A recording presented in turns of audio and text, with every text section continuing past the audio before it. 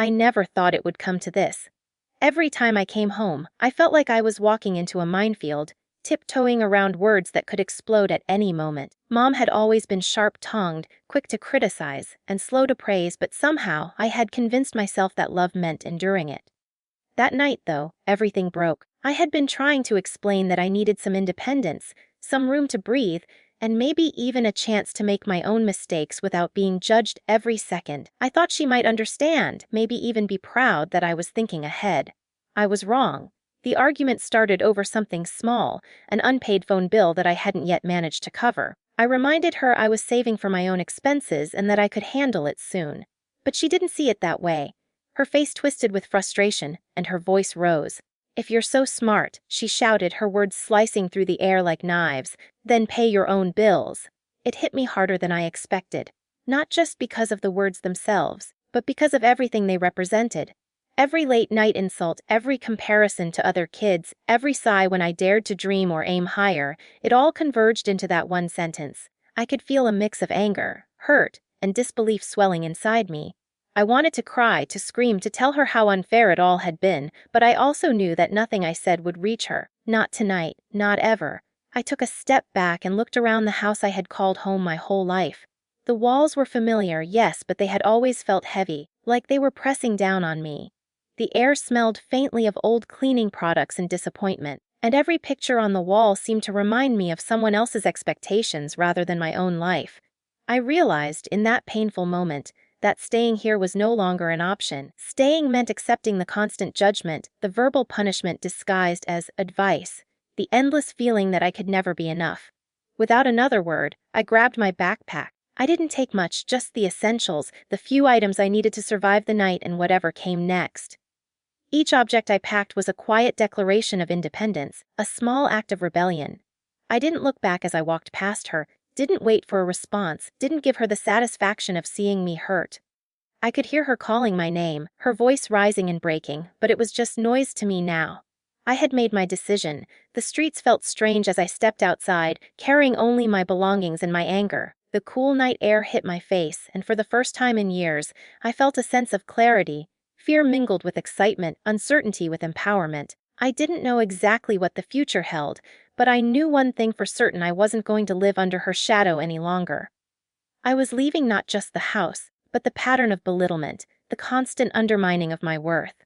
By the time I found a quiet corner to sit and catch my breath, my heart was still pounding, but the storm inside me had shifted. The anger hadn't vanished, it never would, but it was joined by a strange, exhilarating sense of freedom. I realized that leaving wasn't just about escaping her, it was about discovering myself, testing my limits, and proving that I could survive, and even thrive, without her constant control. That night, I slept on the floor of a friend's empty apartment, my backpack as my only pillow, my mind racing with plans and possibilities.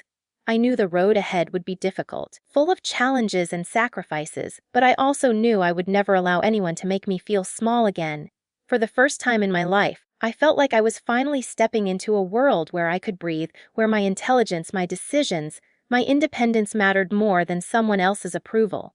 And as I closed my eyes, exhausted but determined, I made a quiet promise to myself: this was just the beginning. The first few days after moving out were harder than I had imagined. I had pictured freedom as something glorious and easy, but reality was messier, sharper, and somehow lonelier.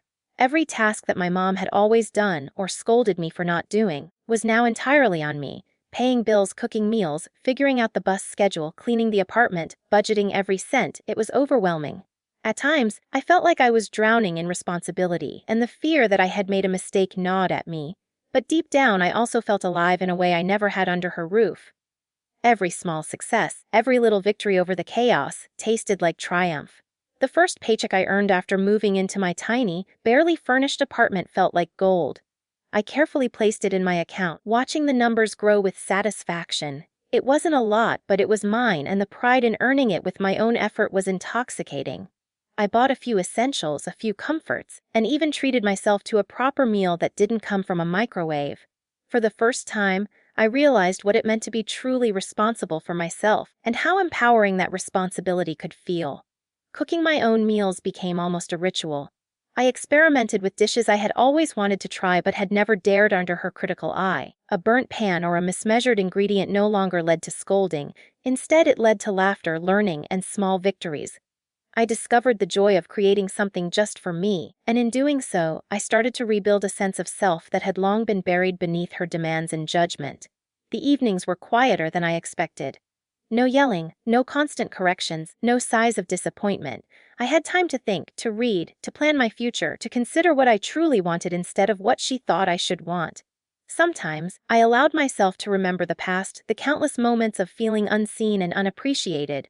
I didn't feel bitter, not yet, but I felt a simmering anger that whispered to me, "You don't have to take this anymore." It was a whisper that grew louder with each passing day, feeding my determination. Financial independence came with its own lessons. I learned to balance bills, track expenses, and make sacrifices without anyone nagging me. I discovered the pride of sending money on time, knowing I could keep my lights on, my fridge full, and my phone working. And with every passing day, I felt my confidence grow. The little mistakes I made along the way didn't feel like failures anymore. They felt like part of my education, part of building a life that was entirely mine. I also noticed the absence of her constant presence. It was strange at first, like a ghost hovering in my mind, but slowly it became liberating. I no longer tiptoed around words, no longer weighed every sentence for approval. I spoke freely, laughed without fear of judgment, and even cried when I needed to without someone telling me to toughen up or stop being dramatic. I felt human in ways I hadn't before. Still, in the back of my mind, there was a quiet tension. I knew she wouldn't let me go so easily. A part of me feared the day she would realize just how much she had relied on me. But another part of me, perhaps a stronger, sharper part, felt a thrill at the thought. That fear and anticipation mingled with satisfaction as I imagined the moment when she would understand that I was no longer hers to control. By the end of the month, I was no longer the scared, uncertain kid who had fled the house in anger. I was someone stronger, someone capable, someone who had faced the chaos of the real world and emerged intact. I had built a life on my own terms, and every night as I lay in my small bed, I allowed myself a quiet smile. I was free, I was independent, and the knowledge that she might one day realize just how much she had lost made my newfound confidence even sweeter. It was a quiet evening, the kind where the only sounds were the faint hum of the refrigerator and the occasional siren outside. I had just finished dinner, a modest but satisfying meal I had prepared myself, and was sinking into the comfort of my small apartment when my phone rang.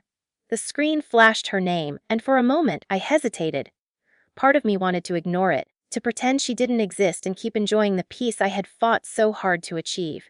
But curiosity, and perhaps a subtle desire for acknowledgement, made me answer. "Why is the power off?" Her voice was high-pitched, panicked, and laced with frustration. For the first time in my memory, she didn't sound in control. She sounded helpless. I could hear the clattering of dishes and a low murmur of confusion in the background. It was almost surreal. The same woman who had spent years telling me I wasn't capable, who had demanded everything of me and criticized every choice, was now completely dependent on my absence. And I was calm and for the first time in control. "Did you forget to pay it?" I asked, letting my tone remain neutral, almost casual, as though I were discussing the weather instead of the chaos she had created. There was a pause on the other end of the line, heavy and hesitant. I don't know. I tried checking the account, but nothing. Everything's off. I called the company, and they said the last payment didn't go through. Her words tumbled out quickly, panic threading through each syllable. I swallowed the impulse to laugh, to revel in the irony, and instead allowed a measured, deliberate silence to stretch between us. I could hear her shifting nervously, pacing the floor. It was clear she had never faced a problem like this without someone else fixing it for her, and that someone else, me, was gone. Finally, I spoke, carefully choosing my words. "Mom, remember when you told me to pay my own bills if I was so smart?" My voice was soft but firm, almost impossibly calm considering the storm of emotions inside me. I took that advice seriously. I've been paying my own bills for a month now. The line went quiet again. I could almost hear her stomach drop.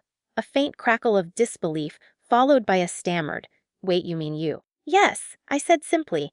"I moved out, I'm independent, I manage my own life, and apparently that's a skill you underestimated." Her breathing faltered. But I didn't know how." The panic in her voice was mingled now with shame, and it was oddly satisfying to hear.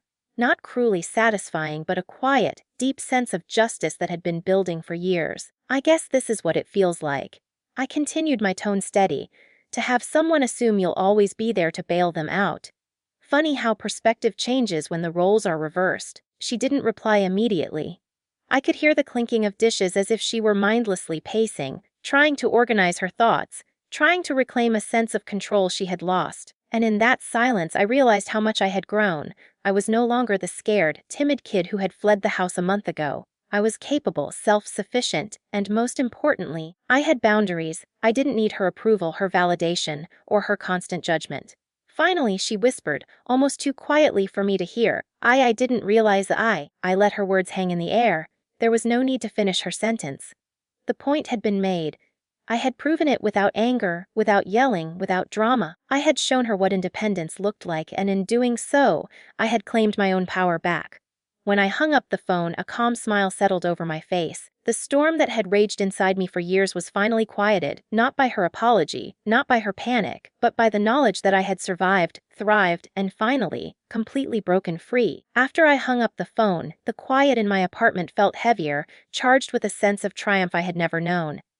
I didn't need to gloat. I didn't need to yell or accuse. The truth was already clear. I had moved out, taken control of my life, and left her scrambling in the chaos she had ignored for years.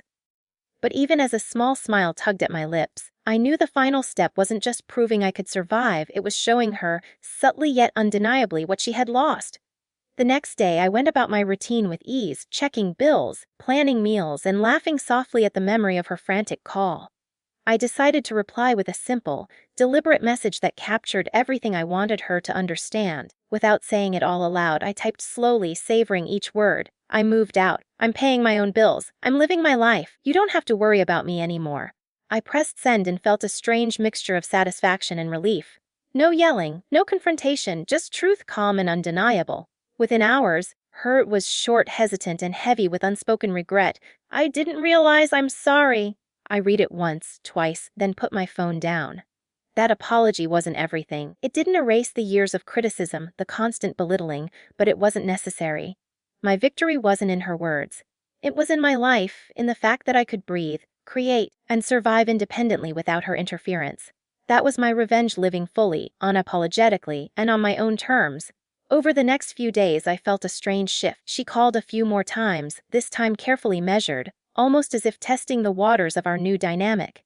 Each time I responded with calm composure, helping when necessary but never bending to her old patterns. She was learning slowly that I wasn't hers to control, and that realization carried its own weight of humility. One afternoon, she came to the apartment claiming she wanted to see how I was doing. I let her in, but I arranged the space deliberately, nothing lavish, nothing extravagant, just orderly, independent, and undeniably mine. Every object, every detail reflected a life I had built alone. As she looked around, I could see the surprise and a faint guilt flicker across her face. This was no longer the scared, dependent child she thought she knew. This was someone capable, self-assured, and completely unafraid to stand on their own. I didn't need to lecture her or recount past grievances.